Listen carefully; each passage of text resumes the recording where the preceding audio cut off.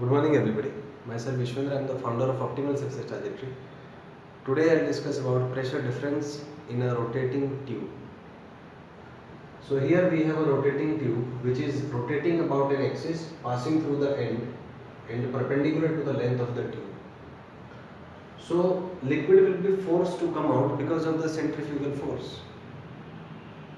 So in static conditions, the forces on an elemental part of the fluid will be towards the center because it's moving in a circle, so centripetal force is required.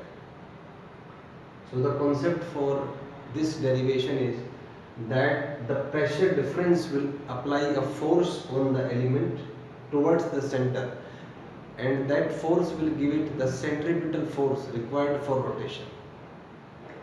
So suppose dP is the pressure difference, then we have force as dP into A, and it will provide the centripetal force, so that will be equal to dmx omega square, as mr omega square is the centripetal force. Here mass is dm, radius is x, and omega is omega obviously. Now dm can be written as density into volume, and volume can be written as area into length. So using this expression we can write dm is equal to rho a dx into x omega square. So this is dp. We just integrate it from the limit p1 to p2, and here the limit is from 0 to L. So after all the calculations, the pressure difference comes out to be rho omega square L square by 2. Now let's see the graphs. So the first thing is the graph between delta V and rho will be a straight line. Here we have assumed that omega and L are constant.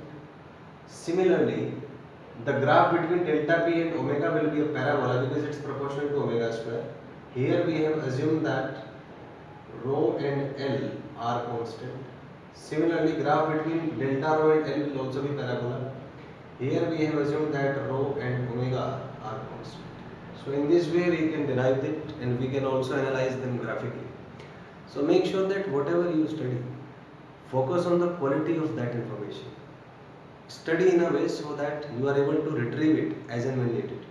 The problem with students is they study anything, but when it is the time to retrieve that, they fail to retrieve that information from their mind, because of which they are not able to solve the problems, because of which they are not able to get selected.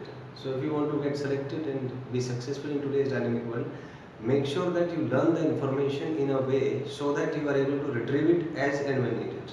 Thank you and have a nice day.